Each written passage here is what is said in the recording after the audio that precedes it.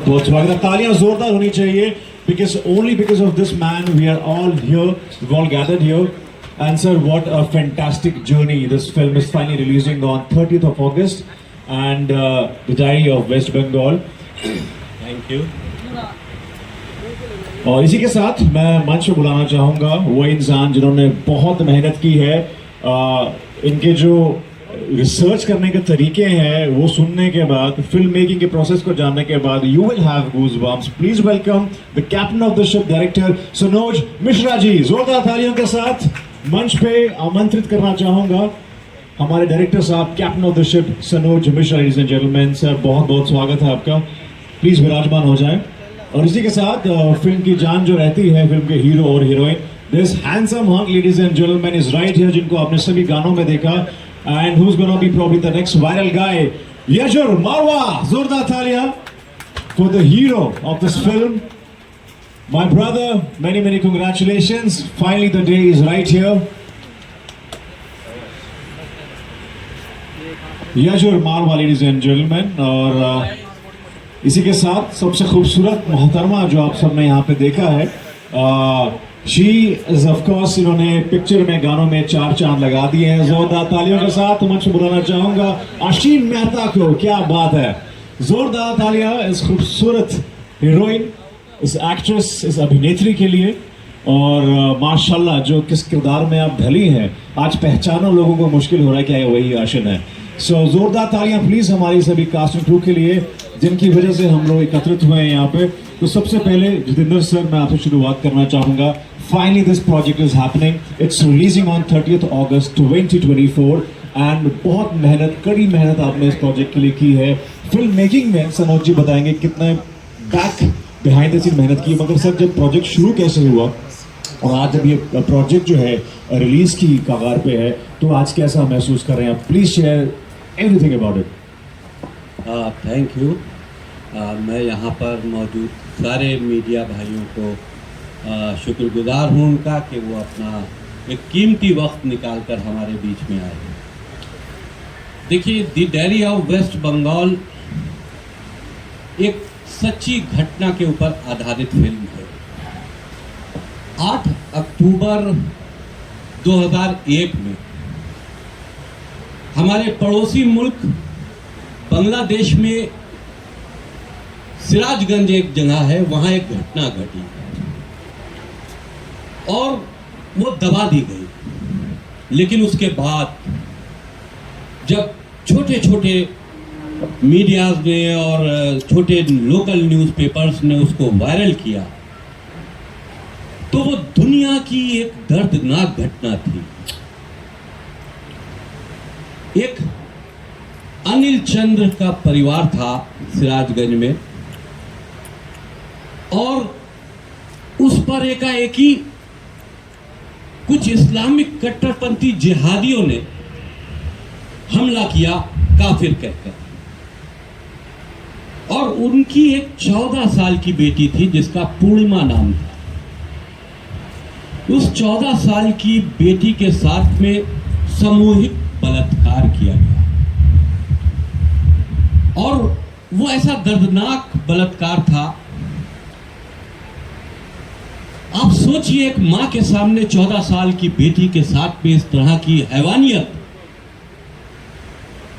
और मां ने जो उस वक्त चिल्लाकर दर्द भरी आवाज उन दरिंदों को दी, वो पेपर की कटिंग बना और वही सबसे ज्यादा वायरल हुआ, जिसमें उसने कहा, अब्दुल अली एक एक करके करो वरना मर जाएगी मेरी बच्ची। ये बहुत दर्दनाक अल्फाज थे एक मां के लिए, अपनी बच्ची की जिंदगी को बचाने के लिए। और उस घटना ने बांग्लादेश सहित जहां जहां वो चीज वायरल हुई उसको झंझोड़ के रख दिया। और इस घटना का जिक्र तस्लीमा नसीम जी ने अपनी किताब लज्जा में भी किया और उस किताब की ही वजह से कट्टरपंथियों ने, इस्लामिक जिहादियों ने तस्लीमा नसीम को बांग्लादेश में रहने नहीं दिया। वो अपनी जान बचाकर भागी, क्योंकि उस घटना का उन्हीं ने पूरा विवरण जो था वो अपनी किताब में किया था। हमारी फिल्म की स्टोरी यहीं से शुरू होती है और उसमें से एक लड़की उसी परिवार की जो वहां से बच जाती है, वो हिंदुस्तान आती है ये मानते हुए कि हिंदुस्तान में हिंदुओं के लिए एक ये सुरक्षित स्थान है। वो जाएगी और इस घटना के लिए यहाँ के देश के प्रधानमंत्री से मिलेगी और ह्यूमन राइट्स से मिलेगी और अपनी आवाज बुलंद करेगी। लेकिन बदकिस्मती के साथ में वो रोहिंग्यास जो वहां पर इनलीगल आते थे, एक रोहिंग्या एक बहुत बड़ी प्रॉब्लम है हमारे देश के लिए। और ये घुसपैठिए जो हमारे यहाँ आते हैं, ये पूरे देश में फैल जाते हैं, हमारे आपके बीच में फैल जाते हैं और इनका मकसद सिर्फ जिहाद है, गजवाए हिंद है। ये अपने मकसद के तहत आते हैं। लेकिन खेद के साथ ये भी कहना जरूरी है कि पश्चिम बंगाल की हुकूमत जो उनके लिए भारत में घुसपैठ करने के रास्ते खोलती है और खाली रास्ते न खोलते हुए उनके लिए हिंदुस्तानी फर्जी आईडीज भी बनवाती है और आईडीज बनवाकर उनकी पहचान बनवाकर उनको देश में जगह जगह इस्टेब्लिश कर दिया जाता है। ये बहुत बड़ा फैक्टर है हमारी फिल्म का। देखिए, इससे पहले भी हमने राम की जन्मभूमि बनाई, उसमें हमने अयोध्या के इशू को उठाया। और ये the diary of waste Bengal Rohingya कट्टरपंथियों की उस साजिश को बेनकाब करती है। उनकी घुसपैठ को हमने दिखाया है बगैर पश्चिम बंगाल की हुकूमत से डरे हुए, क्योंकि अगर रोहिंग्या की बात आएगी तो ममता बनर्जी की बात जरूर की जाएगी, क्योंकि मौजूदा हाल में इस वक्त ममता बनर्जी ही पश्चिम बंगाल की हुकूमत की सरबराह है। तो हमने बगैर डरे इस फिल्म में उन सारे पहलुओं के ऊपर से पर्दा उठाया है और किस तरह से उस लड़की की जर्नी है, कैसे रोहिंग्याज उसको परेशान करते हैं और बंगाल के हालात इस वक्त क्या है और पहले क्या थे और किस तरह बंगाल के हालात कभी अच्छे नहीं हुए। हमेशा से वहां आज जिहादियों का एक बहुत बड़ा अड्डा है पश्चिम बंगाल। वहां की मुख्यमंत्री के संरक्षण में, उनकी सपोर्ट से वहां बड़ी बड़ी आबादियां बसी हुई, क्योंकि ये बहुत बड़ा वोट बैंक है। इस वोट बैंक के चलते अगर पश्चिम बंगाल की हुकूमत पूरे देश को खतरे में डाल रही है तो इन सारी चीजों से पर्दा उठाना बेहद जरूरी था। इसलिए इस मिशन को हम लेकर आगे बढ़े। सनोज भाई जो हमारे डायरेक्टर हैं, बहुत बड़ी इसमें इनकी मेहनत है, इनकी रिसर्च है, क्योंकि हर जगह इनका जाना, सारी ह्यूमन राइट्स से सारे कलेक्शंस करना, फिर स्टोरी तैयार करना, फिर लिखना, ये बहुत बड़ा टास्क था जो सनोज मिश्रा डायरेक्टर जो हमारी फिल्म के उन्हीं ने कबूल किया।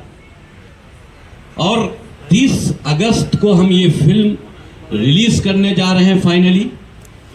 और पूरा देश रोहिंग्यास के इशू को जानना चाहता है। पूरा देश चाहता है कि पश्चिम बंगाल में किस तरह से आज हिंदू जो बहुसंख्यक है वो पश्चिम बंगाल छोड़ने पर आमादा हो रहा है।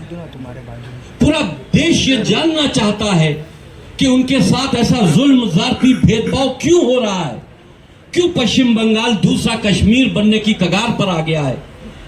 ये बहुत बड़ा सवाल है। और हमारी फिल्म को सेंसर भी मिल चुका है। हमारी फिल्म में जितने आर्टिस्ट ने कैरेक्टर निभाए हैं वो सारे कैरेक्टर अपने में अनमोल हैं। उन्हीं ने उस दर्द को समझा है और अपने कैरेक्टरों में उसको उभारने की कोशिश की है।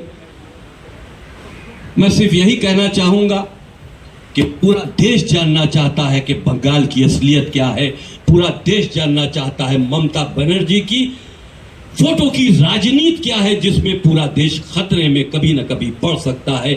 रोहिंग्या जिहाद क्या है, लव जिहाद क्या है और इस्लामिक जिहाद क्या है, इस पर से हमने बखूबी पर्दा उठाया है। मैं फिर आप लोगों का एक शुक्रिया अदा करते हुए मैं अपने एंकर साहब से कहता हूं कि वो आगे की प्रोसीडिंग शुरू करें। शुक्रिया। पहली बात तो धन्यवाद जितेंद्र सर, जो कहानी आपने हमारे साथ साझा की है, मतलब सच में वो रूह दहलाने वाली कहानी है। और ये सुनने के बाद हम सब वेट नहीं कर पा रहे हैं 30 अगस्त की, जब ये फिल्म सच में बड़े पर्दे पे आएगी। I am sure we all are equally excited to see this story, this narrative on 70mm। इसी के साथ एक और कहानी जो है जिसको सुनने के बाद आपकी रूह काम जाएगी, बिकॉज क्या कुछ फेस किया है यहाँ पे हमारे सॉरी ये सब हमारे हवा का झोंका बीच में आ रहा है, मगर जो कुछ फेस किया यहाँ पे और जो स्ट्रगल्स रही है while filming the diary of waste Bengal, ladies and gentleman, वो बताएंगे captain of the ship the director Sanoj Mishra ji sir. क्योंकि जो कहानी आपने हमें सुनाई है वो सुनने के बाद सच में किसी की भी रूह कांप जाए। बहुत बहुत धन्यवाद अभिनंदन जी, सभी का अभिनंदन है और आपको धन्यवाद सर। जैसा कि भाई साहब ने मुझे बताया, सबको बताया, मेरे बड़े भैया श्री वसीम रिजवी साहब, जिनके बारे में दो ही शब्द कहना चाहूँगा कि मैं इनको यही मानता हूँ कि दुनिया में सबसे सच बोलने वाले इकलौते इंसान हैं, जिन्होंने तमाम मुश्किलों, तमाम दवाओं के बावजूद भी सच बोलना बंद नहीं किया। वो सच जो हर आदमी जानता है लेकिन बोल नहीं सकता, दुनिया के इकलौते इंसान है। इससे ज़्यादा इनके बारे में कुछ नहीं कहूँगा, क्योंकि ये इतनी बड़ी शख्सियत हैं अपने आप में। इन्होंने इतना त्याग किया है, इन्होंने इतना कुर्बानियाँ दी हैं इस देश के लिए और ख़ास तौर पर समाज के लिए। समाज किसी एक धर्म या विशेष जाति को लेकर नहीं कह सकते, समाज सबसे मिलकर बनता है। और उस समाज की भलाई के लिए इन्होंने जो भी काम किया अभी तक, चाहे फिल्म के माध्यम से रहा हो, चाहे सोशल सर्विसेज के माध्यम से रहा हो, वैसा कोई दूसरा इंसान अभी तक धरती पर नहीं आया। आप ये कह सकते हैं कि इन्होंने सबसे पहले इंसानियत की बात रखी कि इंसान को धर्म के बजाय इंसानियत से पहचाना जाए, और जो धर्म काट देने में, मार देने में, खून कर देने वाली बात करता है, उस धर्म के बारे में इन्होंने सबसे पहले सवालात उठाए। बहुत बहुत धन्यवाद आप सबका। हम फिल्म पर आते हैं। खैर, ये तो मैंने रिजवी साहब के बारे में चंद अल्फाज आपके सामने रखे। फिल्म की जो बातचीत रही उसमें हमारे लिए प्रेरणा भी भाई साहब ही थे। हमारी भाई साहब से बातचीत हुई और फिर एक, चूँकि मैं पिछले 30-32 सालों से इंडस्ट्री में आप सब लोगों के बीच काम कर रहा हूँ और कई सारी फिल्में बनाई, सस्पेंस थ्रिलर, एक बंगले के अंदर जा रहे हैं लोग, मर रहे हैं बारी बारी से करके, ऐसी कई सारी फिल्में मैंने की। उसके बाद इन सब चीज़ों से मेरा दिमाग उलझ गया। मुझे लगा ये तो भेड़ चाल है, इस भेड़ चाल से अलग निकल कर कुछ काम करना चाहिए मुझे, कुछ देश के लिए, समाज के लिए। पैसा वही लगता है, संसाधन वही लगते हैं, चीज़ें वही लगती हैं, लेकिन रिजल्ट वही भीड़ में खड़े हो जाने वाली होती हैं। जहाँ पर हर साल 12,000 फिल्में बनती हैं, उसमें एक आपकी भी रहती है। इस मकसद को लेकर, और दूसरी बात है कि कुछ सिनेमा के माध्यम से ही सही मैं समाज के लिए और देश के लिए अगर कुछ कर पाऊँ तो मेरे लिए सौभाग्य होगा।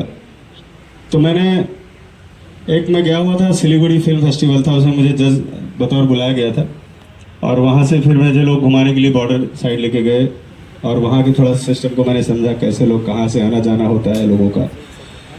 तो काफ़ी ऐसी जानकारी मुझे वहाँ हासिल हुई जो मैं सिर्फ मीडिया में रहकर या मुंबई में रहकर नहीं जान सकता था।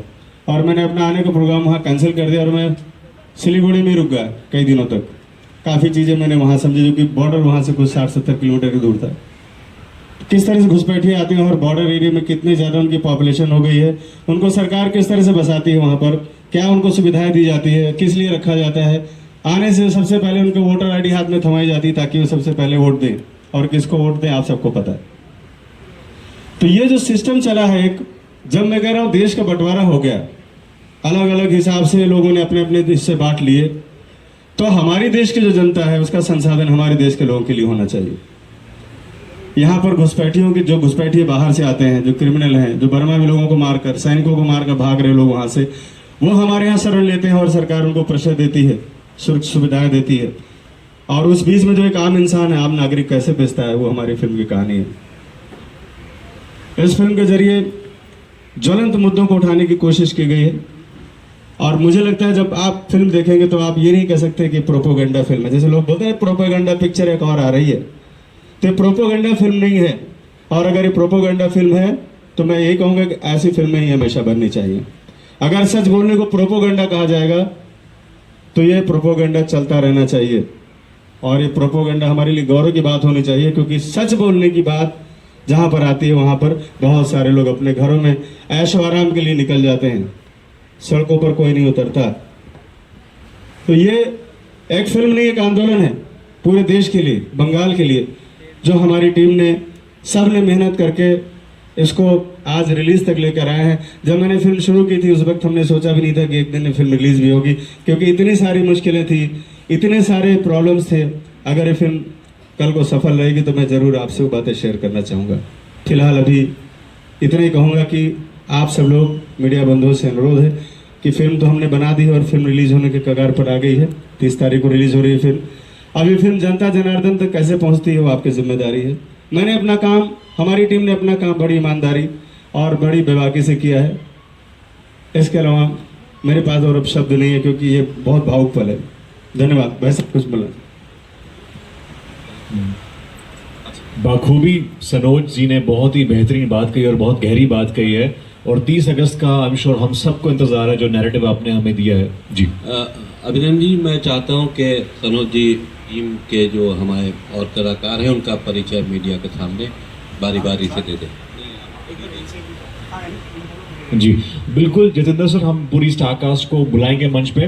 मगर जैसा कि सनोज जी ने बहुत अच्छी बात कही है कि इसकी जो मेहनत है, जो प्रतिज्ञा इन्होंने ली है फिल्म बनाने की, जिसको हम देखेंगे 30 अगस्त को, और बहुत ही बेहतरीन जो परिचय है वो देखने को मिलेगा। और इसी के साथ हमारे फिल्म के जो मेन लीड हैं और हीरोइन हमारे साथ मौजूद हैं, याजुर मारवा। वेलकम टू बॉलीवुड, बिकॉज ये आपकी डेब्यू फिल्म है, सो कॉन्ग्रेचुलेशंस। और जैसा कि पिक्चर में एक अलग याजुर देखने को मिल रहा है हमें, और उससे पता चलता है कि सनोज जी ने, हमारे जो डायरेक्टर, काफ़ी काम किया आपके लुक पे, कैरेक्टर पे।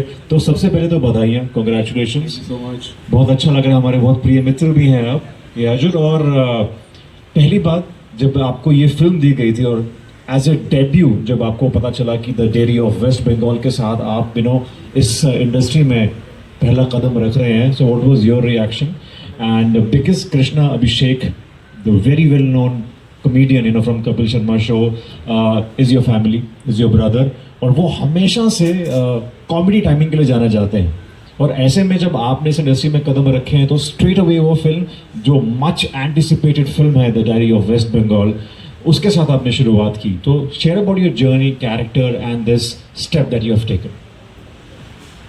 Hello everyone, my name is Yajur, जैसे अभिनंदन ने बताया, and hi to you and everyone for the media for coming, and thank you so much Sanoj sir, Wasim sir for considering me for this role. तो जैसे कि आप लोगों ने अभिनंदन ने पूछा कि मेरे को ये फिल्म जब ऑफ़र हुई तो मेरा रिएक्शन क्या था, तो मैं आप सभी को बताना चाहता हूँ कि मेरी जर्नी स्टार्ट हुई, मैं दिल्ली में अपनी स्टडीज़ कर रहा था। I am an architect by qualification, और अलॉन्ग साइड मैंने थिएटर ज्वाइन किया। मैंने 5 साल थिएटर कराए श्री राम में, मंडी थिएटर में मैंने मंडी हाउस में बहुत सारे थिएटर ग्रुप्स करे हैं। और साथ साथ मैंने अपना डांसिंग भी सीखा, मैंने मार्शल आर्ट्स भी सीखा, मैं ब्लैक बेल्ट। तो क्योंकि there is no fix book for becoming an actor, तो मैंने सब कुछ करा ट्रेनिंग। और then I came to Mumbai and I give auditions and everything. Saroj sir मेरे को मिले, और सरोज सर को भी मैंने ऑडिशन दिया था। तो उसके बाद जब मेरे को एक्चुअली, जब मेरी फैमिली में है गोविंदा जी, कृष्णा, अच्छे एक्टर्स, मतलब मैं क्या बोलूँ, बट मेरा जो जॉनर है वो हमेशा रियलिस्टिक क्यों रहा है, क्योंकि I was always connected with theatre. तो जब मैंने थिएटर किया तो मेरे को काफ़ी, मैंने प्रेमचंद जी के प्लेस करे, बहुत सारे प्लेस करे, तो मेरे को हमेशा से रियलिस्टिक सिनेमा की तरफ इंक्लिनेशन थी। तो ये फिल्म मेरी डेब्यू फिल्म है और एज पर माई लाइकिंग, तो I guess definitely I opted and said definitely I do this film. क्या बात है याजुर, बहुत बेहतरीन जर्नी तुम्हारी रही है और बकायदा ऑडिशन देके आए हो। सनोज जी के मामले में मान सकता हूँ कि वो कॉम्प्रोमाइज़ नहीं करेंगे, उनको ऑडिशन चाहिए, लुक फिट चाहिए, तो ही आप इस किरदार में आएंगे। मगर क्योंकि ये फिल्म जो है कंट्रोवर्सी में रही है और ऐसा सब्जेक्ट है, the story that needs to be told, that needs to be seen. Controversy की बात की है, of course you belong to a family जिसमें गोविंदा साहब का नाम जुड़ा है, जिसमें कृष्णा अभिषेक का नाम जुड़ा है। तो ऐसे में because you enter the tensile town, Bollywood town, nepotism को लेके बातें होती रही हैं, अब आप आए हैं तो आगे भी बातें होंगी। So Yajur, what's your take on that? So like nepotism के ऊपर मैं एक चीज़ क्लियर आउट करना चाहता हूँ कि जैसे मैंने बताया, सर ने ऑडिशन लिया, मेरे अभी पिछले 3 साल से मैं आई एम शूटिंग, और ये मेरी फर्स्ट फिल्म रिलीज़ है, मेरे बहुत सारे गाने रिलीज़ हो चुके हैं और मेरी वेब सीरीज़ भी हो चुकी है। अब मेरी इस साल और 2 फिल्म रिलीज़ हो रही हैं, बड़ी फिल्म्स हैं, और सब में आपको एक I always opt for subject oriented where character is the lead. So मैंने हर जगह ऑडिशन दिया है, बिना ऑडिशन के लिए मेरे को किसी डायरेक्ट कॉन्टैक्ट पे कोई काम नहीं मिला है, मैंने हर जगह ऑडिशन दिया है। और रही बात नेपोटिज्म की, मतलब बेनिफिट क्या है कि ऑब्वियसली मैं बचपन से इस लाइन से जुड़ा हुआ हूँ, मैं शूट्स पे जाता था, मेरी लाइव प्रैक्टिकल नॉलेज बहुत मिली है। वो होने के बाद भी मैंने सारी ट्रेनिंग इसलिए ली क्योंकि मुझे पता है उसकी नेसेसिटी क्या है। अगर आपको इंडस्ट्री में एक बार काम मिल भी जाएगा, लेकिन ऑडियंस तो आपको कैमरे में मुझे परफॉर्म करना है। आई डोंट थिंक सो कि वो कृष्णा परफॉर्म करें, गोविंदा जी मुझे परफॉर्म करना है, तो मुझे उसके लिए ट्रेनिंग करनी थी और मैंने पूरी ट्रेनिंग लेकर आया हूँ मैं यहाँ पे। तो I guess hard work is the key to success. और बाकी ठीक है, थोड़ा बेनिफिट ज़रूर मिलता है कि हाँ आपको नॉलेज रहती है, आपने शूट्स देखे हैं, तो यू आर कनेक्टेड, बस that is the benefit which I get, and I always get support from family, and I guess और एवरी फैमिली सपोर्ट्स फैमिली को कौन नहीं सपोर्ट करेगा। एब्सोल्युटली। बट मैं ये क्लियर करना चाहता हूँ, काम मैंने अपने दम पे लिया है, ऑडिशंस दे के लिया है। ये चीज़ की तो मैं भी गारंटी दे सकता हूँ क्योंकि मैंने खुद देखा है मैंने खुद देखा है इनको ऑडिशन देते हुए। कुछ ऑडिशन तो मैंने याजुर के बनाए हैं। तो ऑफ कोर्स फैमिली की बात की है, Krishna Abhishek is your family, तो उनके कुछ सुझाव थे यहाँ पे एंट्री करने से पहले?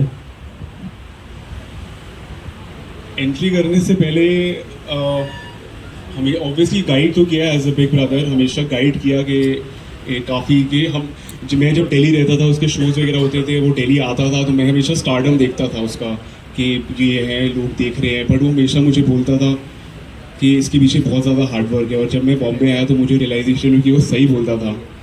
तो गाइडेंस हमेशा अच्छी मिली है कि work hard, work on your acting skills, on yourself, and that is it. तो that was all the guidance which I got. Very well said and wish you all the really best. और ऐसे में खूबसूरत चेहरे का हम सबको इंतजार था। Aashin Mehta, congratulations, you are looking stupendous in the trailer of the diary of waste Bengal and thank you so much. हम सबको आपके ट्रेलर तो खैर अभी हमने देखा नहीं, जो हम 11 अगस्त को देखने वाले हैं, जो चित्रकूट में लॉन्च होगा। टीजर में आप बहुत बेहतरीन लग रही हैं और गानों में तो माशाल्लाह। आपका क्या रिएक्शन है एंड फर्स्ट रिएक्शन व्हेन जब आपको ये स्टोरी सुनाई गई थी, ये टॉपिक बताया गया था, so what was going on in Aashin's mind that time? Well, hi everyone. Thank you so much for coming here. मेरा नाम अर्शन मेहता है एंड जब मेरे सामने सनोज सर, वसीम जी ये मूवी लेके आए थे, I frankly saying was a bit nervous. I didn't know कि whether I should do this movie और नॉट. बट जब मैंने पूरी कहानी सुनी एंड मैं काफ़ी डिटेल में गई, मैंने पढ़ा, मैंने रियलाइज़ किया कि ये एक ऐसी लड़की की कहानी है जो ऑडियंस, जो दुनिया को पता होनी चाहिए. और एक एक्टर के सामने ऐसी स्टोरी आना इज़ वेरी रेयर. एंड मुझे काफ़ी खुशी हुई and I am so much grateful कि सनोज सर और वसीम जी ने मुझे ये प्रोजेक्ट के लिए चुना. एंड ये जो कैरेक्टर है, जैसे मैंने इसको रियलिटी में ऑन ट्रू बेसिस में उसे दिखाया है मूवी में, I think we all worked very hard for it. So I am very glad कि मेरे सामने ये मूवी आई. मैंने काफ़ी प्रोजेक्ट्स किए हैं पर ऐसा कैरेक्टर मिलना बहुत मुश्किल होता है एक एक्टर के लिए, आना भी और करना भी. So I am very glad that I got this character and I could give 100% justice to it. तो कुछ ऐसी चीज़ जो शूट के दौरान आपको बहुत मज़ेदार लगी, इंटरेस्टिंग लगी, जो सीखने को मिला, if you could share some sneak peeks from the shooting sites. Yes, there was a lot of knowledge on Hindu and other things which I gained throughout the story, and other things like जो actual में लोगों के साथ क्या हो रहा है. मैंने काफ़ी YouTube वीडियोस काफ़ी पढ़ा एंड आई डेंट नो कि एक्चुअल में रियलिटी में बंगाल में क्या हो रहा है, बांग्लादेश में क्या हो रहा है, because we are so conserved in our city only, हमारे मुंबई में, हमारे होम टाउन में. So knowing something coming from a different state and something like that and portraying in front of the audience for the whole world to see is very rare. तो मुझे काफ़ी knowledge मिली. जो भी हमारे movie में जो भी मैंने दिखाया है, पोर्ट्रे किया है एक हिंदू ब्राह्मण लड़की को, वो सब मैंने काफ़ी सीखा. वाह, वेरी इंटरेस्टिंग. और हम जल्दी देखना चाहेंगे इस फिल्म को 30 अगस्त को. और उसके साथ साथ देखिए, सनोज सर की फिल्म हो, वसीम रिजवी जी की फिल्म हो, तो सिर्फ हीरो हीरोइन नहीं, हर एक किरदार को उतना ही महत्व दिया जाता है जितना कि हीरो है, जैसे कि बहुत ज़रूरी होता है हर एक फिल्म में. तो इसी के साथ सनोज सर, मैं चाहूँगा कि जो बाकी के हमारे फिल्म के पिलर्स हैं, जो बाकी की स्टार कास्ट है, कास्ट क्रू है, जो फिल्म को और भी स्ट्रॉन्ग बनाते हैं, आप प्लीज़ उनको मंच पे बुलाएं. जी जी, बहुत बहुत धन्यवाद. सबसे पहले मैं इस फिल्म की वन ऑफ मेन के बाद सेकंड लीड जो हमारी एक्ट्रेस हैं अल्फिया शेख, उनको बुलाना चाहूँगा, जिन्होंने मतलब मैं इनको लेके बहुत डाउट करता था, पता नहीं अच्छा काम कर पाएगी नहीं, लेकिन जब लोगों ने इनकी काम की तारीफ़ की तो मुझे भी अच्छा लगा और मेरे को फ़ोन करके बताया कि तुम्हारे बारे में कॉम्प्लीमेंट आ रहे हैं. तो अल्फिया शेख जी हैं. जोरदार तालियां मैं चाहूँगा सभी आर्टिस्ट के लिए दीजिए. और हमारे बीच में गौरी शंकर जी हैं, जो रोहिंग्याओं के सरदार हैं इस फिल्म के. प्लीज़ आइए. साथ ही देव फौजदार जी हैं, जिन्होंने भी एक एज ए हीरो इस फिल्म में समझ लिए, बहुत ही मतलब ये बंगाल को एक तरह से रिप्रेजेंट करते हैं. देव फौजदार जी, क्या बात है, जोरदार तालियां मैं चाहूँगा सभी के जो हमारे. और हमारे बीच में दीपक कंबोज जी हैं, अभिषेक मिश्रा जी, रोहिंग्या सरदार नंबर 2. आइए. गुरु जी मेरे रामेन चक्रवर्ती जी, श्री दीपक सूठा जी, जिन्होंने इस फिल्म में एक राष्ट्रवादी नेता का किरदार अदा किया है, कृपया मंच पे आने का कष्ट करें. और ये फिल्म है ऐसी the diary of waste Bengal, जिसमें जर्नलिस्ट की बात ना हो तो हो ही नहीं सकता है, बगैर जर्नलिस्ट की फिल्म ही नहीं पूरी हो सकती है. तो जर्नलिस्ट का किरदार निभाने वाले आशीष राजपूत जी, वो भी मंच पर आ जाएं. ये हमारी कोर टीम है जिन्होंने दिन रात हमारे लिए मेहनत की है और इस फिल्म को एक अभिनंदन जी, आप कुछ पूछना चाहेंगे सब में से? सर, इतने दिग्गज कलाकार यहाँ पे मौजूद हैं और इतने सारे एक्टर्स हैं, सवाल तो हम श्योर बहुत सारे होंगे जी. मगर उससे पहले मैं चाहूँगा वसीम रिजवी जी, आप इससे पहले हमारे मीडिया को सवाल करें, आप कुछ कहना चाहेंगे about this film that's releasing on 30th अगस्त. अभी आप लोगों के बीच में एक बहुत बड़ा मुद्दा चला था शाहजहां शेख का, सब ने देखा और कई दिन आपकी मीडिया पर वो हावी रहा. हमारी फिल्म में शाहजहां शेख जैसा ही एक कैरेक्टर है. हम लोगों ने जब सनोज जी रिसर्च करके आए थे तो उसमें शाहजहां शेख का किरदार भी हम पर वाज़ेह हो चुका था, हम समझ चुके थे. तो उस फिल्म की भूमिका जो निभाई है वो हमारे दीपक कंबोज जी ने निभाई है एज क्या बात है, शाहजहां शेख. मतलब शाहजहां शेख उसमें नाम नहीं है, महमूद साहब इनका नाम है, लेकिन ये एक एमपी का किरदार उसमें इन्हीं ने निभाया है. मैं स्पेशली ये बात कहना चाहता था क्योंकि ये मीडिया में बहुत दिन उछलता रहा शाहजहां शेख का किरदार, और जब तक आप लोगों ने उनको पकड़वा नहीं दिया तब तक आप लोग चलाते ही रहे. बहुत खूब सर. और जैसा कि सर ने कहा है कि मीडिया का बहुत इम्पोर्टेंट रोल होता है बिकॉज हमारा एक स्तंभ है। तो इसी के साथ मीडिया से हमारे जो सवाल जवाब हैं वो चलेंगे। So if any questions we are open to Q&A। जी बिल्कुल।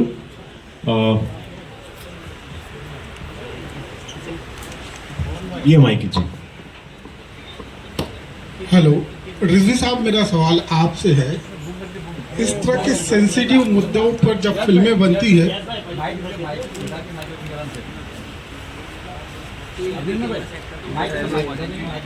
जी will get table and mic, no worry. तब तक हम सवाल एक बार शुरू करते हैं।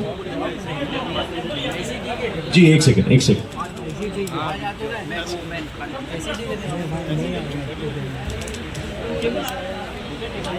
का बहुत इम्पैक्ट होता है आम समाज पर, आम लोगों पर।